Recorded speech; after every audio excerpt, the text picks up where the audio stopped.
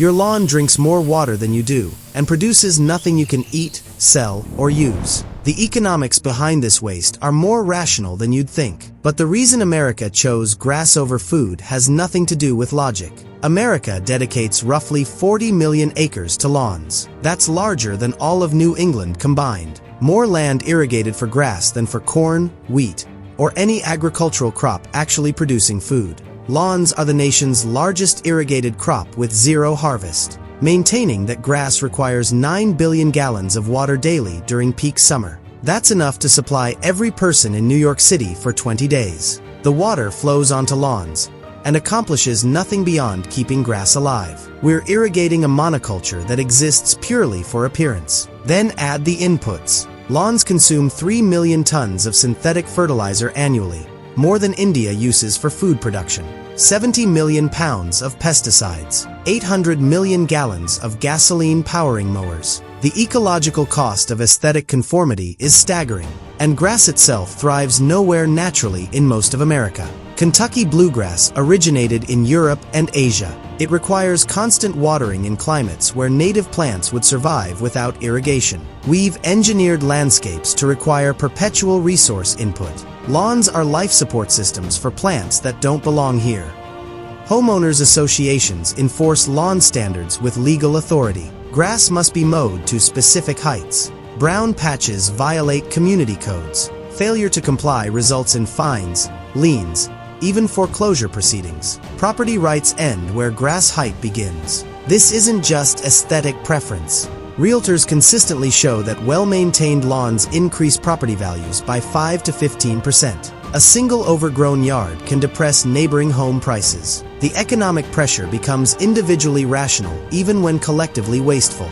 Your lawn is affecting everyone else's wealth. The lawn care industry generates $115 billion annually in the United States. Companies profit from selling water, fertilizer, pesticides, mowers, landscaping services. Millions of jobs depend on maintaining resource-intensive landscapes. An entire economy exists to service an ecological problem.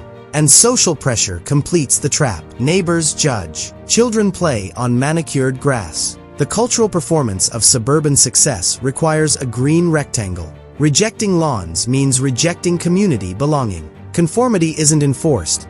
It's economically and socially incentivized. Lawns originated among European aristocracy. Only the wealthy could afford land producing nothing. A lawn signaled you didn't need that land for food. Grass became a display of surplus, conspicuous consumption before the term existed. The rich invented lawns to show they could waste resources. Post-World War II, American developers mass-produced suburbs. Every home received identical lots with identical grass.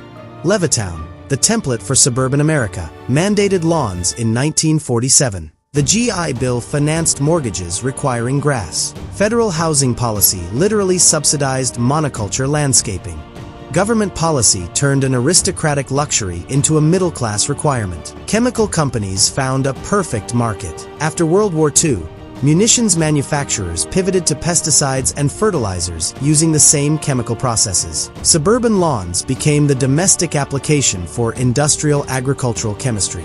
The lawn care industry emerged from the military-industrial complex, repurposing wartime chemistry. By 1990, lawns were American identity. Criticism of grass became criticism of suburbs, homeownership, the American dream itself. The cultural lock-in was complete. Even water-scarce regions like Arizona and Nevada installed lawns using imported irrigation. Geography became irrelevant once lawns meant belonging. Western states face unprecedented water scarcity. The Colorado River serves 40 million people and can no longer meet demand. Yet residential landscapes consume 30 to 60% of urban water. Cities are running out of water to maintain decorative grass. Fertilizer runoff creates dead zones in waterways. Nitrogen from suburban lawns flows into storm drains, then rivers, then oceans. The Gulf of Mexico's dead zone, 8,000 square miles of oxygen-depleted water where nothing survives, receives significant contribution from lawn chemicals washing downstream. Grass maintenance in Ohio kills fish in Louisiana. Biodiversity collapses in lawn-dominated landscapes. Native insects evolved alongside native plants. Grass monocultures provide zero habitat, Zero food sources.